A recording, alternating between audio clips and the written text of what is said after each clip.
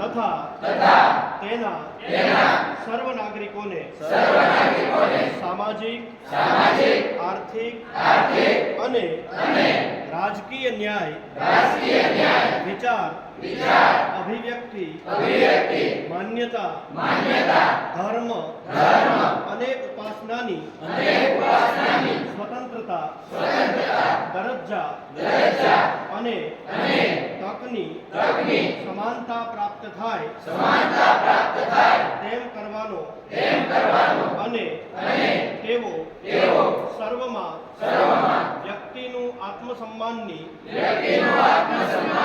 જાળવણી અને રાષ્ટ્રની એકતા અને અખંડિતતાની ખાતરી આપીએ છીએ. જય હિન્દ, જય ભારત.